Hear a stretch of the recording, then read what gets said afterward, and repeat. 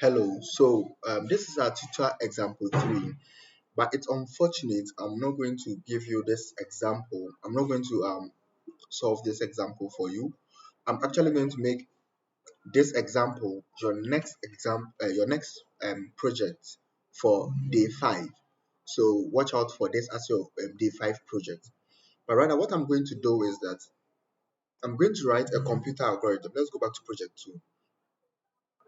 I'm going to write a computer algorithm such that the user who is going to enter a number.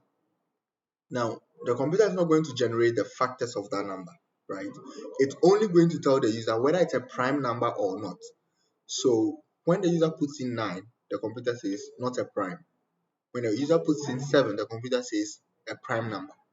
But then the user should be allowed to enter numbers continuously until he or she type the word maybe end.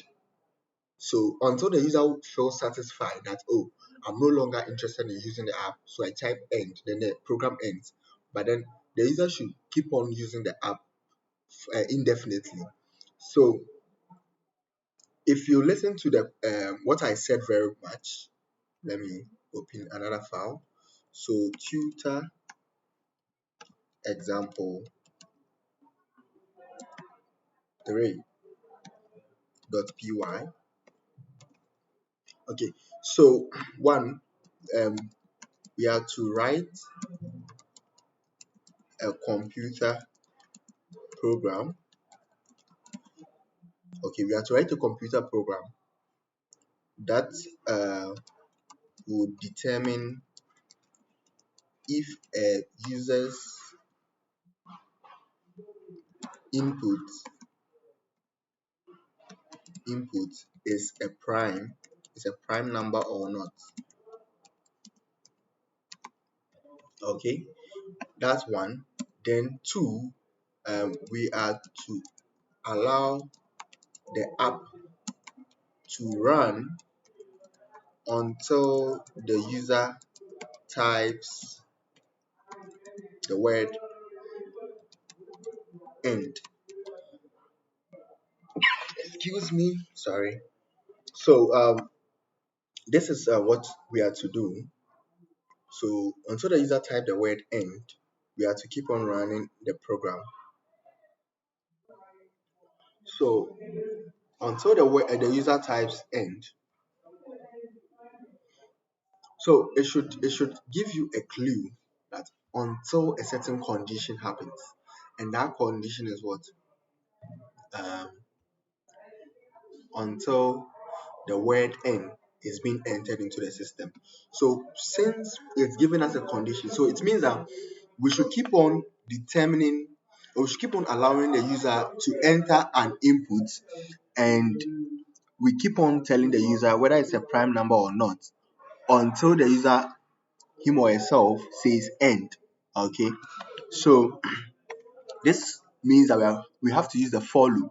Okay, so we can say that let's say maybe let's say so the for loop is going to run forever. Okay, so then we can use this while true. Now, no, let's start with the code itself, the computer algorithm. Okay, write a computer program to determine if the user's input is a prime number. So let's start with that. So first we are going to take in a number. Okay, and we call it we take it an input and says enter a number. Okay, or maybe we can make a prompt come to the next line. Okay, so enter a number, and once the number is being entered, what we are going to check for is that we already know that all numbers have one as their factors and themselves as a factor. So if we look through the list and we get factors that are not one and the number itself, then it means the number is not a prime number. So you say that for I in range from 1, no, the computer should start from 2 because we already know 1 is a prime number. So start from 2 and end on number. Now there is, but then when the computer ends on number, you know, for the range function, it will end what? One less than the number. So the range function will not include the number. So it means that automatically we've removed 1 and the number itself from our range. Okay. Now, since we've removed 1 and the number itself from our range, when we run the for loop and we're able to identify at least one factor, then it automatically disqualifies this number from being a prime number. So if the number, okay, percent I, if the number divided by I is having a remainder of 0, then automatically we print not a prime. Okay, not a prime number. Okay, automatically we print not a prime number. But then when we run the entire for loop, and at the end of the day we do not so when we print not a prime number, then we break. Okay, we break from the loop because we need not to investigate further. Once one of them has been detected, one extra factor has been detected, we print not a prime number and we break. Okay, else it should keep on going until it gets to the end. So let us test our code temporarily. I know there is an error in the code, but I've left it there so that I help you investigate. So enter a number. So we say 9. It says error. It says type.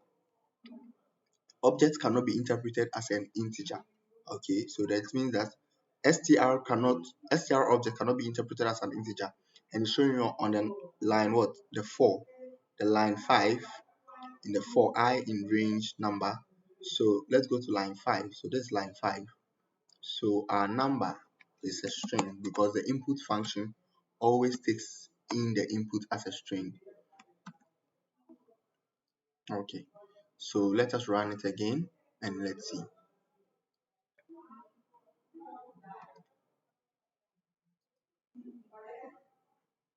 So enter number. So let's say 9, not a prime number, because once an extra factor has been detected, which is 3, it says not a prime number. But then let's run it again and enter a prime number. Let's say 11. It didn't say anything. It couldn't say if it's a prime or not.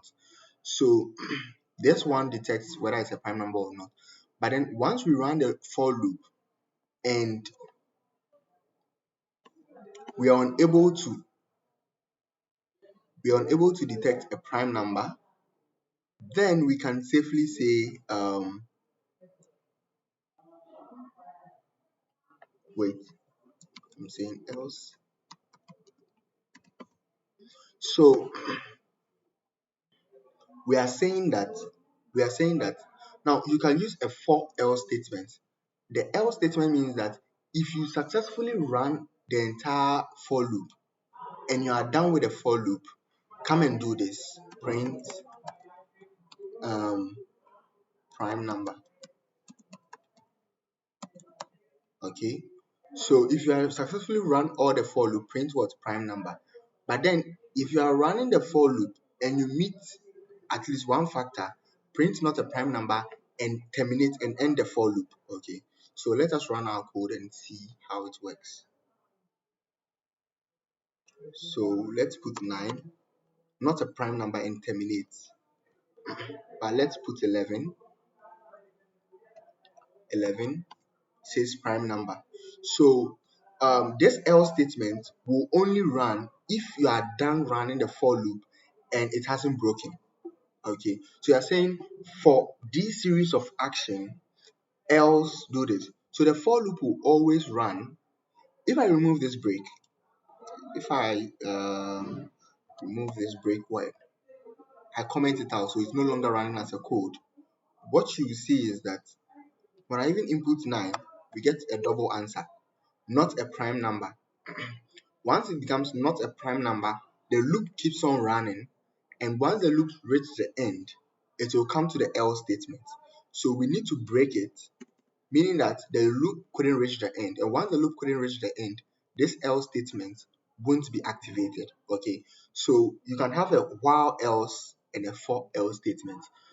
This it's not compulsory to start using the else statement for the for loops and while loops. Myself, I haven't been using it for a very long time, and so you keep on doing it.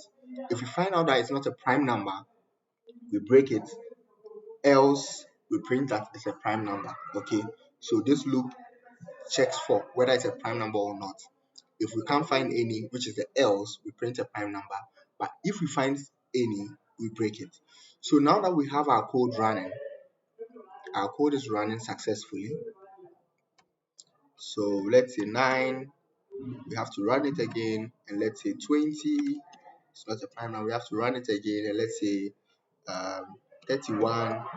31 is a prime number. Oh wait, 31. 31 is a prime number. So, but then the code is saying we we are to allow the app we are to allow the app to run until the user types the word end. So it means all this code should be repeating until the user types what? End. So I'm going to type here while true. While true means that keep on running forever. Okay. Then I press my tab to shift it to the left. So if I'm to run this, not a prime number, enter a number 10. Not a prime number, enter a number 11. It says prime number, enter a number. So it keeps on going on till infinity. Okay, it keeps on going on. Let me enter something too. So it will never end because you are saying while true. Okay, so while true means it's running forever. But then if the user types in the word end, the word end cannot be converted to what? An integer. Okay, the word end cannot be converted to an integer. So we can bring in our try. So try asking the user for an input and convert to an integer. But definitely if the user enters the word if the user entered the word end, this try convert to an integer will fail, and you run the except. Now before you can conclude, you have to be able to distinguish between the end and the user making a mistake. So let's say if the user types an R, by typing an R, it's still going to fail, but then the user didn't mean to end. So we have to say um, if the number, let me separate this part. Okay,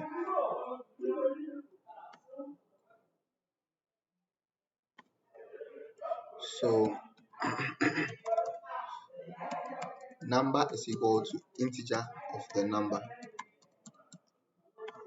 Okay, so if number is equal to the word end, then what? Exit, or we will break from this loop. We can say exit, but the good word is break. So we break from what? This while loop, this entire while loop. Okay, if the number the user entered is what? End, we break from the entire while loop. But because the user can enter uppercase or lowercase, we have to do dot lower. Okay, so that the casing are standardized. We don't have the user entering uppercase end and the computer still keeps on running. But then if it is not the word end the user entered, then it means the user might have made a mistake, and we say else else, then we print what? Check in maybe input invalid. Okay, or invalid input. Yeah, I think that one is nice. Invalid input. So we have what? Invalid input. So if you are not entering the word end, Then it prints to the screen invalid input. And what happens? Continue. So continue means that go back to the start of the loop and start all over again. Okay. If we remove this continue, what will happen is that once it is done with this part, it will come to the for loop and try to run it, and it's going to create problems for us. So we just say what? Continue. Think this is the first time you've seen almost most of the things. We are using a for loop in a while loop with an if statement and an else and the break word and the continue. And we are doing some typecasting and we are doing some arithmetic operations here. So it's like a whole pack. So I think I'm happy with this example. And so enter a number. So we have 8, not a prime number. Then we have 9, not a prime number, enter a number. Then we have, let's say, 7, prime number, enter a number. Then we say R, it says invalid input, enter a number. So it gives us a chance to enter a number again. Say 20, it continues. And when we type end, it terminates the program. So I guess we are starting to develop some serious softwares. I know this example will be a lot for some of you to take in, but it's a very interesting example we had to deal with. And remember, you see how I took the time to break it down. I started with this part, okay. After finishing this part, then I had to do for the prime number part and bring the break and stuff. Then when I was done, I needed to put in the while loop, and the while loop kept on going forever. And now I needed to check for the user's input, which is the end. And we realized that if we are trying to convert to a number, it's going to break, because and definitely trying to convert end to a number, it's going to break. Now it's not compulsory to use a try and except. There are other alternatives. You can alternatively take in the input, then check if the input is what? The word end. If it is not the word end, and it is not also like some, it's not also a string like ABCD or some characters, then you convert to an integer. Okay, else you do something else. So you can do it that way, but I prefer to do it or this way, because that's the close, that's what, because I feel like it contains a lot of things. So take note of this. While true means run forever. Okay, and because we are using a while true, we need to break from the loop.